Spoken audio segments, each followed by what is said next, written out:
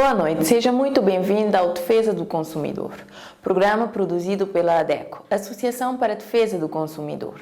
Todas as semanas temos a preocupação de trazer temas que reforçam a nossa missão e causa da promoção dos deveres e defesa dos direitos dos consumidores de Cabo Verde.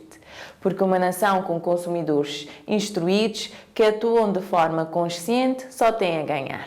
Com a garantia de que vai continuar na nossa companhia nos próximos minutos, avançamos com as notícias, dicas, casos e esclarecimentos da emissão de hoje. No programa de hoje temos os seguintes temas. A ADECO apela ao Governo a manter as medidas de mitigação dos efeitos da Covid-19 para garantir o acesso aos bens alimentares de primeira necessidade aos consumidores. A ADECO e a Câmara Municipal do Porto Novo promoveram palestras sobre os direitos dos consumidores em Altamira, Santo Antão. Em informação jurídica, saiba o que é a habilitação de herdeiros. A ADECO responde se é dever do fornecedor emitir ou do consumidor pedir faturas, recibos para comprovar os pagamentos. Perante a subida substancial dos preços dos bens essenciais, a ADECO apela ao Governo que mantenha as medidas de mitigação dos efeitos da Covid-19. Para a PCD da ADECO, Eva Caldeira Marques, essa seria uma forma do Estado garantir o acesso aos bens alimentares de primeira necessidade aos consumidores. Um tema muito importante para nós, consumidores, é o aumento substancial do preço dos bens essenciais. Nós sabemos que durante a pandemia muitos dos bens mantiveram o seu preço, às vezes até diminuíram, porque durante a pandemia não houve muita procura de alguns bens essenciais, tal como o combustível, as coisas estavam paradas, os barcos andavam menos, os carros andavam menos, os motores trabalhavam menos, portanto o combustível era menos procurado. Quando se procura menos um produto, o preço baixa, não é? É a lei da procura e da demanda. Se procurarmos muito, aumenta o preço e houver pouca oferta. Se há muita oferta e pouca procura, o preço diminui. E é o que aconteceu durante a pandemia. Estamos a sofrer neste momento este efeito resultante da pós-pandemia. Também relativamente aos bens essenciais, para além de automaticamente aumentarem com a subida do preço da energia, porque para se produzir tem que se pagar mais eletricidade, mais energia, e tem que se aumentar o preço do produto para cobrir as despesas. Quem vai pagar a fatura é o consumidor. Portanto, tudo aumenta. Para além disso, estamos a notar este mês que bens essenciais, tal como o pão na praia, por exemplo, já aumentou cerca de 20%. Procurando saber, nós descobrimos que aumentou porque a farinha aumentou 20%, o milho aumentou quase 50%. Isto porquê? Porque muitas das medidas utilizadas pelo Governo durante a fase mais crítica da pandemia já expiraram. Por exemplo, o preço do pão não é regulado. Cada produtor põe o preço que bem entender e a economia funciona. A procura e a oferta. Quem procurar mais, paga mais. Se oferecer mais, paga-se menos. Assim é também relativamente, por exemplo, o preço do pão. Nem sempre foi. Até 2012 o preço era regulado, mas porque também não funcionou muito, liberou-se o preço do pão. Está a aumentar. A 20%, tão exponencialmente, do milho a 50%, deixa-nos preocupados. Isso porque as medidas de mitigação dos efeitos da pandemia começam a expirar. O Governo tinha publicado uma resolução que regulava o preço da farinha e do milho, que expirou a 31 de janeiro. Esta resolução punham um preço e depois o governo responsabilizava-se por compensar as produtoras, as importadoras, pela diferença de preço que estavam a pagar e a receber do consumidor. Expirando a resolução, agora o consumidor já paga o preço total. Ou a produtora, a distribuidora, a importadora paga o preço total e repassa esse preço para o consumidor final. A farinha está mais cara, o pão está mais caro. Qual é o problema da ADECO na defesa dos seus consumidores? Nós entendemos que a economia de mercado funciona assim, mas relativamente aos bens essenciais existe uma responsabilidade por parte do Estado, que é garantir o acesso de um bem alimentar de primeira necessidade aos cabo-verdianos. Ou seja, se o aumento do preço é exponencial, o Estado deve lá estar para mitigar esse efeito nas camadas mais desfavorecidas, para quem retirar do seu bolso 20% ou 50% deste preço para pagar não têm, não conseguem e acabam por ficar sem um bem essencial. O governo não pode deixar que isso aconteça, portanto, apelamos aqui ao governo que estenda esta medida de mitigação até pelo menos o primeiro semestre de 2022, quiçá durante todo o ano, porque não obstante a pandemia estar a declinar, os efeitos económicos não estão. Ainda muitas famílias estão a viver os efeitos da pandemia economicamente. No início do mês de fevereiro, a ADECO, em colaboração com a Câmara Municipal do Porto Novo, promoveram na zona de Altamira Santo Antão palestras sobre os direitos dos consumidores para a sensibilização sobre a Lei de Defesa do Consumidor e os direitos do consumidor mirim. As palestras foram ministradas pelos juristas da ADECO, Éder Brito e Janiles Oliveira, e contaram com a participação da vereadora da Câmara Municipal, Joana Delgado, alunos, professores, pais encarregados de educação, associados e consumidores em geral.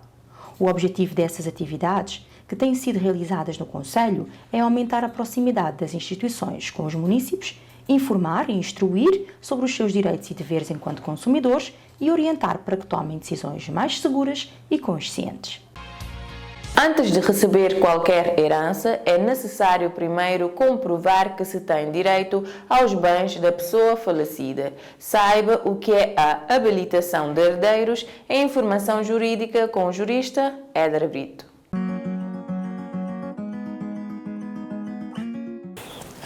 A habilitação de herdeiros é um dos procedimentos mais importantes quando ocorre um óbito e existem bens para distribuir. É um procedimento relativamente simples que permite identificar os herdeiros e assegurar que os bens herdados sejam registados em seu nome. Embora não seja obrigatório, é aconselhável. Ajuda a evitar futuros conflitos entre herdeiros, garante que as obrigações fiscais relacionadas com os bens herdados são cumpridas e possibilita também a movimentação de contas bancárias em que a pessoa falecida era titular.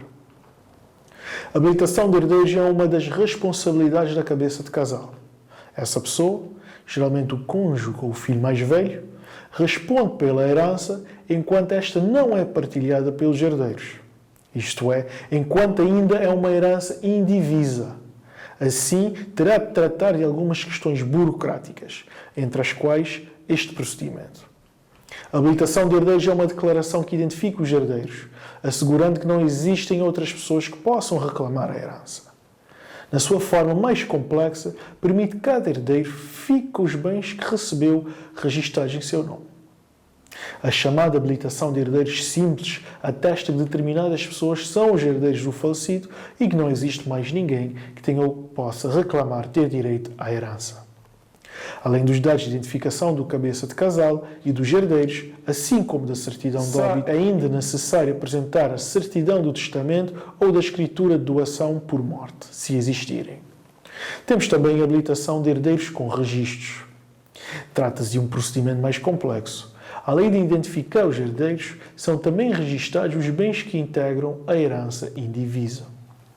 Neste caso, e antes de ser agendada a habilitação de herdeiros, os serviços analisam o pedido e documentos, confirmam uma série de dados como óbito, herdeiros, titularidade dos bens e a forma como os imóveis estão inscritos na matriz. A habilitação de herdeiros com registro e partilha é outra opção. Nesta opção, além da identificação dos herdeiros e do respectivo registro dos bens, é feita a partilha da herança. Isto é, os bens são distribuídos de modo a que cada herdeiro receba a quota a que tem direito por lei. Só é possível fazer a habilitação de herdeiros com registro e partilha se na herança existirem bens ou participações sociais sujeitos a registro.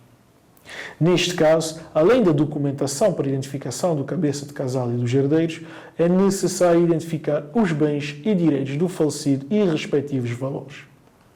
Uma questão. A existência de um testamento dispensa a habilitação de herdeiros? A existência de um testamento não dispensa a habilitação de herdeiros. Num testamento é manifestada a vontade de alguém para que os seus bens sejam distribuídos de determinada forma. No entanto, há sempre uma parte da herança, a chamada quota legítima, que tem de ser entregue aos familiares mais próximos, seguindo determinada ordem. A habilitação de herdeiros, porém, só pode avançar se os herdeiros estiverem de acordo quanto à sua condição, ou seja, que não existem outras pessoas que possam herdar. E na habilitação com partilha, se concordarem quanto à forma como é feita a distribuição dos bens. Microprograma Informação Jurídica é financiado pelo Ministério da Justiça e Trabalho. Um consumidor contatou a ADECO pois queria apresentar uma reclamação de avaria numa bateria que comprou, mas não sabia como fazer pois não tinha a fatura recibo da compra e quer saber se é obrigação do fornecedor emitir ou do consumidor pedir faturas, recibos para comprovar os pagamentos. A ADECO responde com a jurista Janilza Oliveira. Todos os dias produzimos algum tipo de comprovante de pagamento, seja de uma simples compra de produto ou serviço.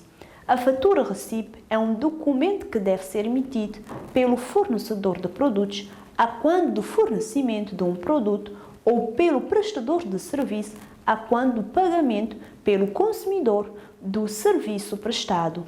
Mesmo com o consumidor, não há peça e independentemente do valor a pagar e da forma de pagamento. A fatura-recibo deve ser emitida em duplicado. O original é entregue ao consumidor e o duplicado fica na empresa.